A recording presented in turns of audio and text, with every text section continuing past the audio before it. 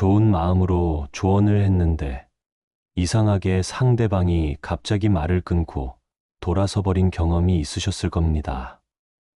배우자, 친구, 자녀에게 이야기했다가 한동안 어색하거나 냉랭한 분위기가 이어진 적 말입니다. 그럴 때면 정말 억울합니다. 내가 틀린 말을 한 것도 아닌데, 오히려 도움이 되라고 한 말인데, 왜 그렇게 받아들이는지 너무 서운합니다. 요즘 사람들은 조언도 못 받아들이네. 내가 뭘 잘못했다는 거야 하는 답답함이 밀려오셨을 거예요. 특히 그 사람을 진심으로 생각해서 한 말일수록 더 마음이 아프셨을 겁니다. 그런데 여기 중요한 반전이 하나 있습니다. 이 단 한마디를 했다면 상대가 마음을 열 수 있었다는 겁니다. 오늘 영상에서는 상대방의 마음을 여는 첫 문장, 그 한마디에 대해 말씀드리고자 합니다. 이 한마디만 알면 말을 잘하지 못하는 분도, 표현이 서툰 분도 모두 상대방과 마음을 나눌 수 있습니다. 나이가 들수록 가까운 사람을 잃는 것보다 힘든 일이 또 없습니다. 자녀와의 관계, 배우자와의 관계, 오랜 친구와의 관계, 그 관계들이 멀어지는 것처럼 속상한 일도 없습니다. 그래서 오늘 영상을 끝까지 보셔야 합니다. 여러분의 남은 인생이 달라지게 될 수도 있습니다. 지금부터 상대방의 마음을 여는 첫 문장 4가지와 절대로 하면 안 되는 첫 문장 3가지가 무엇인지 차근차근 살펴보겠습니다. 오늘 영상의 주제가 마음에 드신다면 구독과 좋아요 눌러주세요. 황금길 라디오에 오신 여러분과 더 많은 이야기를 나누고 싶습니다. 첫 번째, 상황을 인정하는 말. 박철수 씨는 최근 아내와의 대화에서 작은 변화를 경험했습니다. 아내가 요즘 무릎이 아파서 계단 오르기가 힘들다는 이야기를 했을 때였습니다. 예전 같았으면 철수 씨는 바로 이렇게 말했을 겁니다. 그러니까 평소에 운동 좀 하라고 했잖아. 그게 다 근력이 약해서 그래. 하지만 이번에는 달리 시작했습니다. 요즘도 계단 오를 때마다 무릎이 아프구나. 거참, 일상생활이 많이 불편하겠어.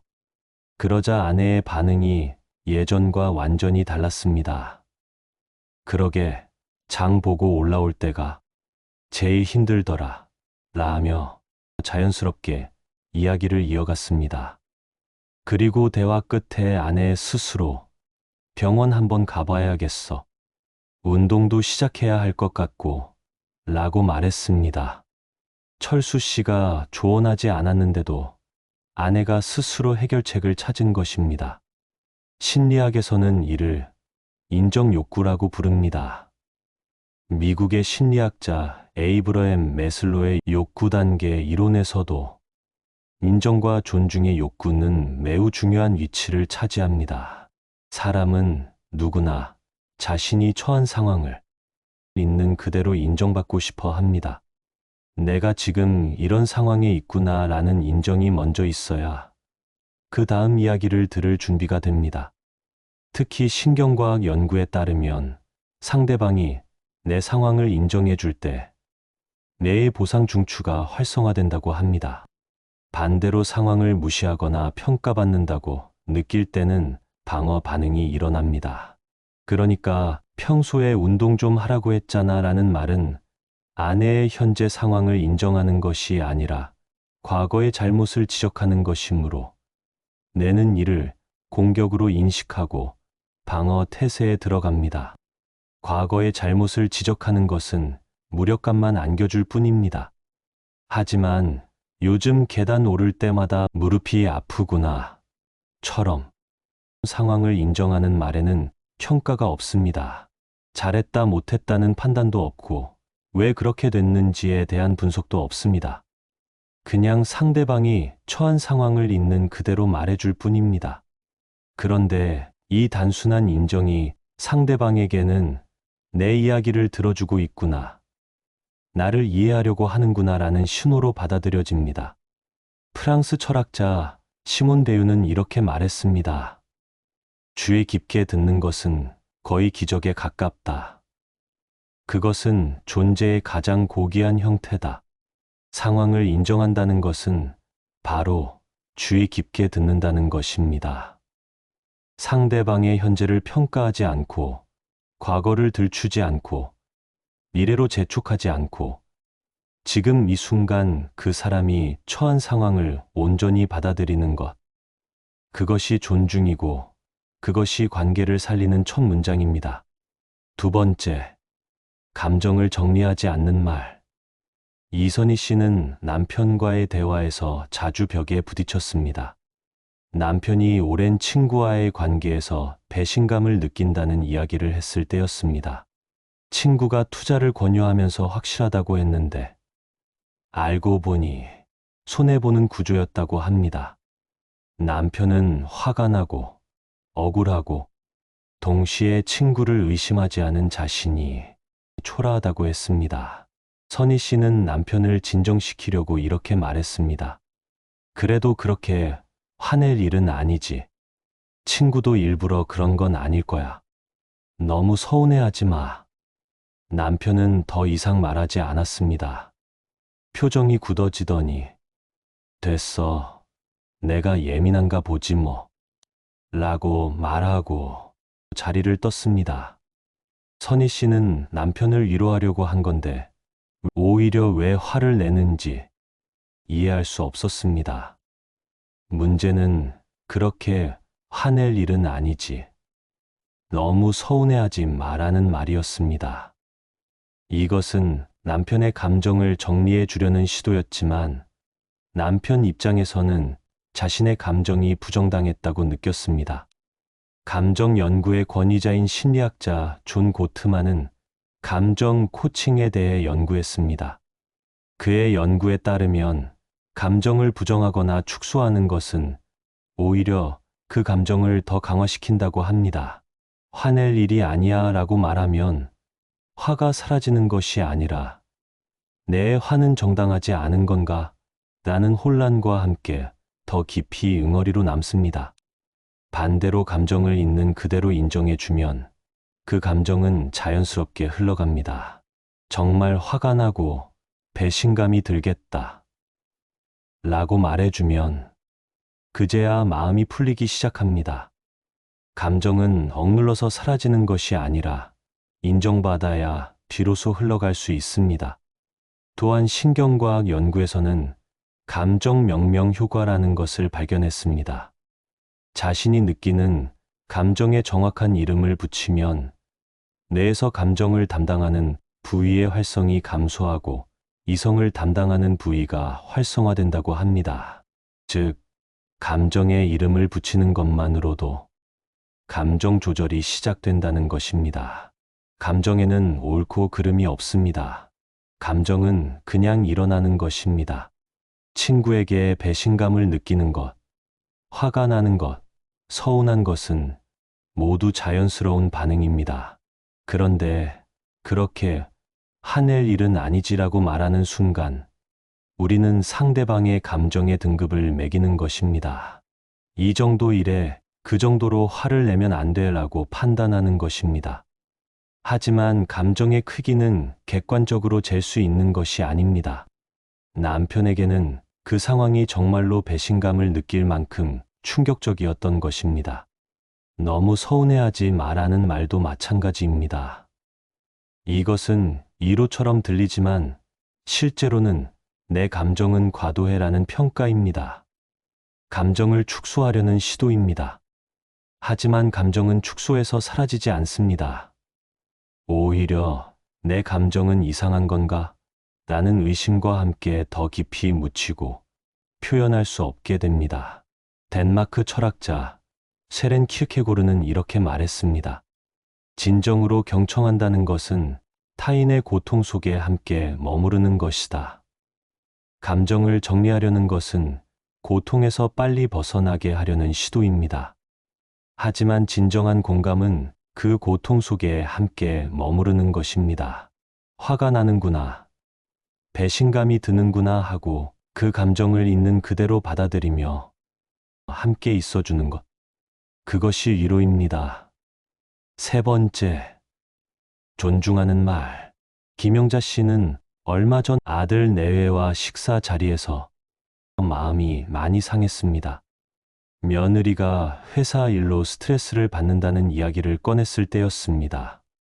상사가 자꾸 야근을 시키고 일을 떠넘기는데 거절하기가 어렵다는 내용이었습니다. 영자 씨는 며느리가 걱정되어서 바로 이렇게 말했습니다. 그럴 땐 확실하게 선 그어야지. 안 되는 건 안 된다고 말해야 해. 그렇게 당하고만 있으면 안 되지. 순간 며느리의 표정이 굳어졌습니다. 아, 네 하고 짧게 대답하더니 화제를 돌려버렸습니다. 그 뒤로 며느리는 개인적인 이야기를 거의 꺼내지 않았습니다. 영자 씨는 며칠 동안 그 일이 마음에 걸렸습니다. 내가 뭘 잘못했나? 틀린 말은 아닌데. 사실 영자 씨의 조언 내용 자체는 틀리지 않았습니다. 직장에서 경계를 확실히 하는 것은 중요합니다. 하지만 문제는 그게 아니고 첫 문장부터 조언이 나왔다는 데 있었습니다. 심리학자 칼 로저스는 공감적 경청 연구에서 중요한 사실을 발견했습니다. 사람은 자신의 이야기를 할 때 가장 먼저 원하는 것이 해결책이 아니라 이해받는 느낌이라는 것입니다. 특히 감정적으로 힘든 상황을 이야기할 때는 더욱 그렇습니다. 며느리가 회사 스트레스를 이야기한 건 해결책을 듣기 위해서가 아니라 그 힘든 마음을 누군가가 알아주길 바랐던 것입니다. 로저스의 연구에 따르면 조언이 첫 문장으로 나올 때 사람들은 무의식적으로 이렇게 받아들입니다. 내 감정은 중요하지 않구나. 내가 이미 그 생각을 못 해봤을 거라고 생각하는구나. 나는 문제를 해결할 능력이 없는 사람으로 보이는구나. 이런 느낌이 들면 마음의 문이 닫힙니다. 아무리 좋은 조언이라도 들어오지 않습니다. 상대방은 자신의 경험과 감정이 무시당했다고 느끼게 됩니다. 며느리는 회사에서 이미 수없이 안 된다고 말하는 방법을 고민했을 겁니다. 그런데 확실하게 선 그어야지라는 조언을 듣는 순간 내가 그것도 생각 못했을 거라고 보는구나.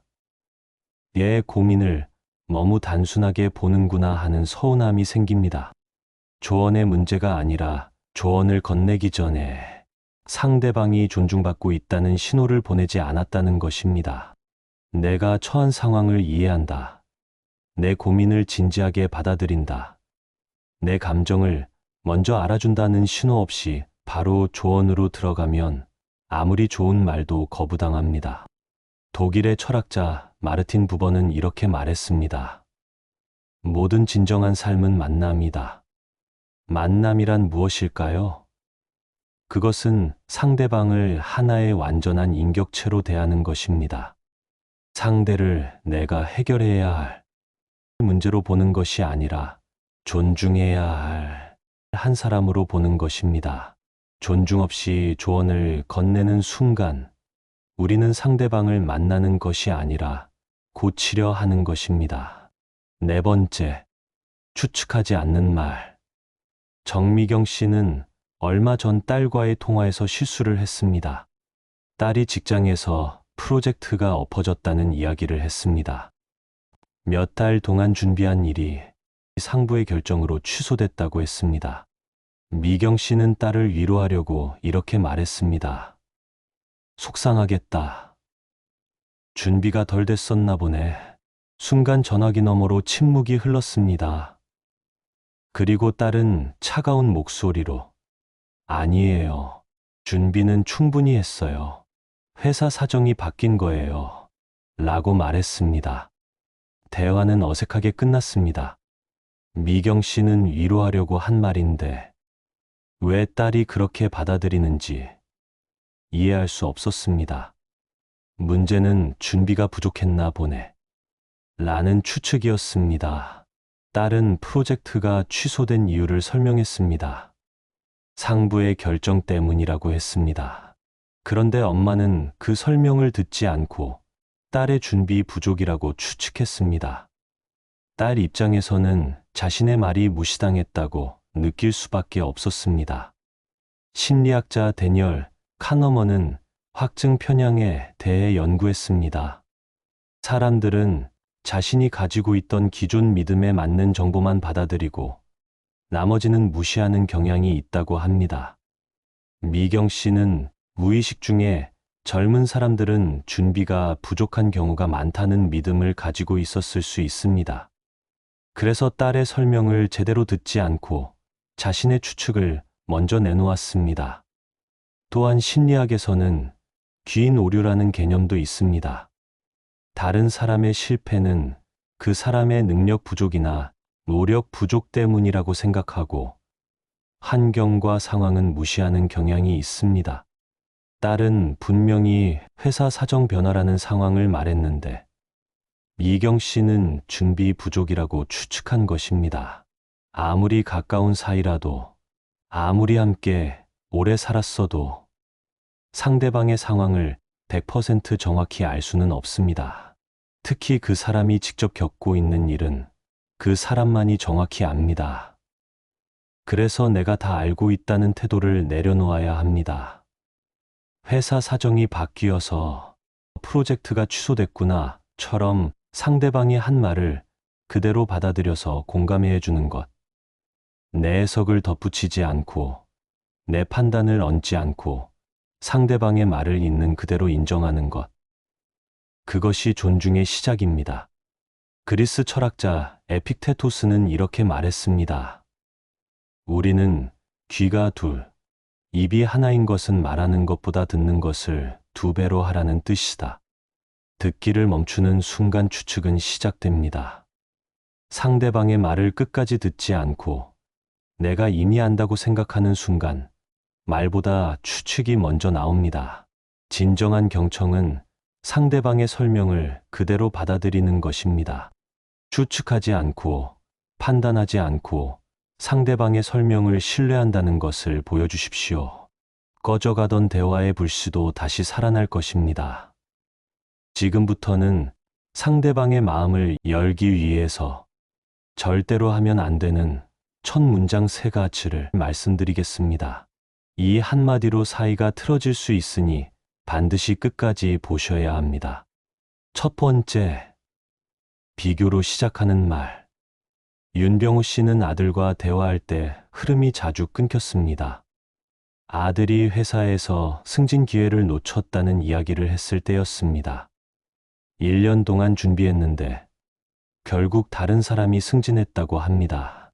병우 씨는 아들을 격려하려고 이렇게 말했습니다. 그래도 너는 나보다 훨씬 나아. 나 때는 내 나이 정도면 아직 말단이었어. 요즘은 기회도 많잖아. 아들은 네, 라고만 대답하고 더 이상 이야기하지 않았습니다. 병우 씨는 아들이 좌절하지 않게 하려고 한 말인데 왜 대화가 끊기는지 이해할 수 없었습니다. 문제는 너는 나보다 훨씬 나아. 나 때는 이라는 비교였습니다. 아들은 지금 자신이 겪은 좌절에 대해 이야기했는데 아버지는 과거의 다른 상황과 비교했습니다. 아들 입장에서는 자신의 고민이 제대로 들리지 않았다고 느낍니다. 비교 심리학 연구에서는 상대적 박탈감이라는 개념이 있습니다.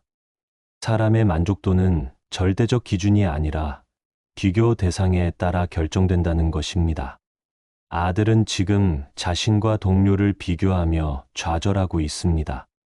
그런데 아버지가 나 때는 이라며 과거의 자신과 비교하면 아들의 비교 기준은 무시되고 아버지의 기준이 강요됩니다. 게다가 심리학자 레온 페스팅거의 사회 비교 이론에 따르면 우리는 자신과 비슷한 조건의 사람과 비교할 때 그 비교가 의미 있다고 느낍니다. 아들에게는 같은 회사, 같은 시기에 입사한 동료와의 비교가 의미 있습니다. 30년 전 아버지의 상황은 완전히 다른 맥락이므로 그 비교는 위로가 되지 않습니다. 비교로 시작하는 말의 본질적인 문제는 내 고민은 고민할 가치가 없다는 메시지를 전달하는 것입니다. 나보다 나아. 요즘은 좋아. 라는 말 속에는 그 정도는 별일 아니야. 라는 평가가 숨어 있습니다. 아들에게는 승진 탈락이 1년 동안의 노력이 물거품이 된 큰 좌절인데 그것을 과거와 비교하며 축소하는 것입니다. 비교는 또한 상대방의 현재를 부정합니다. 너는 나보다 훨씬 나아라는 말은 지금 내가 느끼는 좌절은 정당하지 않아 라는 뜻이기도 합니다. 하지만 감정에는 상대적 기준이 없습니다. 과거의 누군가보다 나은 상황이라고 해서 지금의 좌절이 사라지지는 않습니다. 특히 요즘은 기회도 많잖아 라는 말은 더 큰 문제입니다. 이것은 아들이 처한 구체적 현실을 무시하는 것입니다. 아들에게는 지금 기회가 없어졌습니다. 승진에서 탈락했으니까요. 그런데 요즘은 기회가 많다는 이해할 수 없는 말로 실패를 덮으려 합니다. 윤병우 씨가 아들에게 1년 동안 준비했는데 안 됐으니 정말 속상하겠다. 또는 많이 기대했을 텐데 힘들겠구나. 비교 없이 오직 아들이 느끼는 감정만 인정해 주었다면 그것이 더 진정한 위로가 되었을 겁니다. 두 번째, 해결책을 먼저 제시하는 말.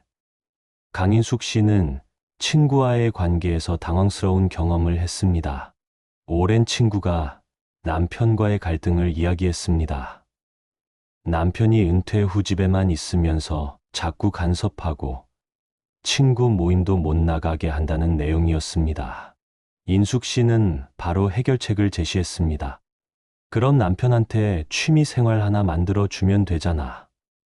등산 같은 거 권해봐. 그럼 집에서 좀 나갈 거야. 친구는 그게 그렇게 쉬우면 내가 진작 했겠지. 라며 짜증을 냈습니다. 그리고 더 이상 속내를 이야기하지 않았습니다. 인숙 씨는 도와주려고 한 말인데 왜 친구가 화를 내는지 이해할 수 없었습니다. 문제는 친구가 해결책을 원한 것이 아니었다는 점입니다. 친구는 그저 힘든 마음을 누군가에게 털어놓고 싶었을 뿐입니다. 그런데 인숙 씨는 문제를 듣자마자 바로 해결책을 내놓았습니다. 심리학자 데보라 테너는 남녀의 대화 방식 차이를 연구하면서 흥미로운 점을 발견했습니다. 많은 사람들, 특히 여성들은 문제를 이야기할 때 해결책보다는 공감을 원한다는 것입니다. 문제를 이야기하는 것 자체가 감정을 해소하는 과정이라는 것이죠. 반면 해결책을 바로 제시받으면 내가 이미 그 생각을 못 해봤을 거라고 보나? 라는 무시받는 느낌을 받습니다. 또한 심리학에서는 자기효능감이라는 개념이 있습니다. 사람은 자기 문제를 스스로 해결할 능력이 있다고 느낄 때 심리적 안정을 얻습니다. 그런데 누군가 바로 해결책을 제시하면 그것은 너는 스스로 해결할 능력이 없어 라는 암묵적 메시지가 됩니다. 자기효능감이 손상되고 무력감을 느끼게 됩니다. 해결책을 먼저 제시하는 것은 상대방을 문제를 가진 사람으로만 보는 것입니다. 남편이 간섭한다는 이야기를 들었을 때 인숙 씨는 그것을 해결해야 할 문제로만 받아들였습니다. 하지만 친구는 문제만 이야기한 것이 아니라 그로 인한 답답함, 억울함, 외로움까지 이야기하고 있었습니다. 취미 생활 하나 만들어 주면 되라는 해결책은 너무 단순합니다. 친구가 정말로 그 생각을 못 해봤을까요? 아닙니다. 이미 수없이 고민했을 겁니다. 시도도 해봤을 겁니다. 그런데 잘 안 됐기 때문에 힘들어하는 것입니다. 해결책이 나쁜 것은 아닙니다. 다만 순서가 중요합니다. 먼저 상대방의 감정을 들어주고 상황을 이해했다는 신호를 보낸 다음에야 해결책이 받아들여질 수 있습니다. 해결책을 먼저 내놓으면 상대방은 자신의 이야기를 들어주지 않았다고 느낍니다. 오스트리아의 철학자 마르틴 부버는 이렇게 말했습니다. 대화는 문제를 풀기 위한 것이 아니라 서로를 만나기 위한 것이다. 친구가 문제를 이야기한 것은 해결책을 얻기 위해서가 아니라 인숙 씨와 만나고 싶었기 때문입니다. 내 힘든 마음을 알아줘. 내 편이 되어줘라는 것이었습니다. 그런데 해결책을 먼저 제시하면 만남이 아니라 문제 해결을 위한 회의가 되어버립니다. 정말 답답했겠다. 또는 매일 그러면 많이 힘들겠구나. 감정을 먼저 알아주십시오. 해결책은 상대방이 원할 때 또는 충분히 이야기를 나눈 뒤에 조심스럽게 혹시 이런 방법은 어떨까? 라고 제안하는 것으로 충분합니다. 세 번째, 의도부터 해명하는 말. 김순자 씨는 사위와의 관계가 어색해진 적이 있습니다. 명절에 딸네 집에 갔을 때였습니다. 손주들에게 용돈을 주면서 공부 열심히 해야 한다라고 말했습니다. 그런데 사위가 나중에 딸을 통해 아이들한테 공부 압박 주지 말아 달라는 말을 전했다고 합니다. 순자 씨는 억울했습니다. 그저 격려한 것뿐인데 공부 압박이라니요. 다음에 만났을 때 순자 씨는 사위에게 이렇게 말했습니다. 나는 아이들 힘들게 하려고 그런 게 아니야. 그냥 잘 되라고 한 말이지. 오해하지 마. 사위는 네 하고 짧게 대답했지만 그 뒤로 더 거리감이 생긴 것 같았습니다. 문제는 나는 그런 의도가 아니었어 라는 해명으로 대화를 시작한 것이었습니다. 사위 입장에서는 아이들이 공부 압박을 느꼈다는 사실을 이야기했는데 장모님은 자신의 의도만 설명했습니다. 사위가 전하고자 했던 메시지는 무시된 셈입니다. 심리학자 마셜 로젠버그는 비폭력 대화에서 의도와 영향의 차이를 강조했습니다. 우리가 어떤 의도로 말했든 중요한 것은 상대방에게 미친 영향입니다. 잘 되라고 한 말이라는 의도는 순자 씨만의 생각이었고 사위가 공부 압박이라고 느꼈습니다. 의도가 좋았다고 해서 무조건 좋은 영향을 주는 것은 아닙니다. 또한 방어기제 연구에 따르면 사람은 자신이 비난받는다고 느낄 때 즉각적으로 방어 태세에 들어간다고 합니다. 나는 그런 의도가 아니었어 라는 말은 방어의 신호입니다. 이 말을 들은 사위는 장모님이 방어하고 계시구나. 내 말을 비난으로 받아들이셨구나 라고 느끼게 됩니다. 그러면 사위도 방어 태세에 들어가고 진정한 대화는 불가능해집니다. 물론 의도는 중요합니다. 순자 씨가 손주들을 사랑하는 마음에서 한 말인 것은 분명합니다. 하지만 해명하는 말을 먼저 꺼내는 순간 상대방이 받은 느낌은 뒷전으로 밀려납니다. 순자 씨가 나는 그런 의도가 아니었다는 자기 입장을 먼저 내세울 때 사위 입장에서는 내가 느낀 압박보다 장모님의 의도가 더 중요하다는 신호로 받아들여집니다.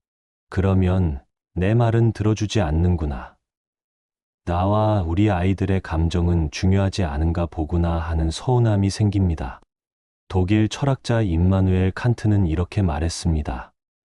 나를 정당화하려는 욕구를 내려놓을 때 비로소 타인을 이해할 수 있다. 자기의 의도를 해명하려고 설명하는 것은 자기 정당화의 한 형태입니다. 나는 잘못 없다. 나는 좋은 마음이었다를 증명하려는 것입니다. 하지만 자기를 정당화하는 순간 타인을 이해할 여지는 사라집니다. 자기를 정당화하는 것을 내려놓을 때 비로소 상대방의 이야기가 들립니다. 지금까지 말씀드린 상대방의 마음을 여는 공감의 첫 문장가 주와 절대로 하면 안 되는 첫 문장 세 가지에 대해 간단히 정리해 드리겠습니다. 상대방의 마음을 여는 공감의 첫 문장. 첫 번째는 상황을 인정하는 말입니다. 요즘 그것 때문에 힘들구나처럼 상대방이 처한 현실을 있는 그대로 받아들이는 것입니다. 두 번째는 감정을 정리하지 않는 말입니다. 많이 속상하겠다처럼 상대방의 감정을 축소하거나 바꾸려 하지 않고 있는 그대로 이름으로 불러주는 것입니다. 세 번째, 존중하는 말입니다. 해결책보다 이해받는 느낌을 먼저 주는 것이죠. 네 번째, 추측하지 않는 말입니다. 내 해석을 덧붙이지 않고 상대방이 설명한 내용을 그대로 확인해 주는 것입니다. 반대로 절대로 하면 안 되는 첫 문장. 첫 번째는 비교로 시작하는 말입니다. 너는 나보다 나아. 나 때는 이라는 비교는 상대방의 고민을 축소합니다. 두 번째는 해결책을 먼저 제시하는 말입니다. 이렇게 하면 돼라는 조언은 감정을 먼저 알아주기 전에는 받아들여지지 않습니다. 세 번째는 의도를 해명하는 말입니다. 나는 그런 의도가 아니었어 라고 방어하면 상대방의 경험이 무시됩니다. 그리고 우리는 이 모든 것의 본질을 발견했습니다. 문제는 말의 내용이 아니었습니다. 문제는 순서였습니다. 아무리 좋은 조언도, 아무리 정확한 해결책도 공감의 첫 문장 없이 나오면 상대방의 마음을 닫게 만듭니다. 반대로 공감의 첫 문장이 있으면 그 다음에 나오는 말들은 자연스럽게 받아들여집니다. 우리는 말을 못해서가 아니라 공감 없이 시작했기 때문에 대화를 이어가기 어려웠던 겁니다. 자녀와 멀어진 것은 조언이 틀려서가 아니라 감정을 먼저 알아주지 않아서였습니다. 배우자와 어색해진 것은 말을 많이 해서가 아니라 상황을 인정하지 않고 바로 평가했기 때문이었습니다. 친구와 대화가 끊긴 것은 관심이 없어서가 아니라 해결책을 너무 빨리 내놓았기 때문이었습니다. 이제 우리는 압니다. 첫 문장 하나가 모든 것을 바꿀 수 있다는 것을요. 오늘부터 단 하나만 실천해 보십시오. 누군가 힘든 이야기를 꺼내면 조언하지 마시고, 평가하지 마시고, 해결하려 하지 마시고, 그냥 이렇게 말해 보십시오. 그랬구나. 힘들었겠다. 많이 속상했겠다. 단 한 문장입니다. 이 한 문장이 상대방의 마음을 엽니다. 마음이 열린 뒤에는 우리가 하고 싶었던 모든 말을 할 수 있습니다. 조언도, 격려도, 충고도 그때는 모두 받아들여집니다. 왜냐하면 상대방이 이미 이 사람은 나를 이해한다. 이 사람은 나를 존중한다는 것을 알기 때문입니다. 관계는 거창한 것으로 지켜지는 것이 아닙니다. 이 짧은 문장 하나가 닫혔던 마음을 열고 멀어졌던 관계를 가까이 만들고 어색했던 대화를 자연스럽게 만들 것입니다. 우리에게 필요한 것은 말을 잘하는 능력이 아니라 상대방을 먼저 알아주려는 마음입니다. 그 마음이 첫 문장에 담길 때 모든 것이 달라집니다. 오늘 이 영상을 끝까지 들어주신 여러분은 이미 그 마음을 가지고 계십니다.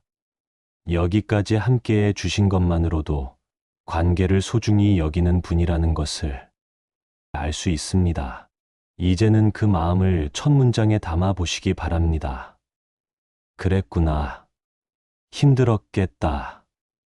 내 마음 이해한다. 라고 말입니다. 그리고 가장 가까운 사람에게 공감의 첫 문장으로 말을 건네보시기 바랍니다. 지금까지 황금길 라디오와 함께 해주셔서 감사합니다. 오늘 이야기가 조금이라도 위로가 되었다면 구독과 좋아요 부탁드립니다. 여러분의 마음이 한결 가벼워지는 영상으로 찾아뵙겠습니다.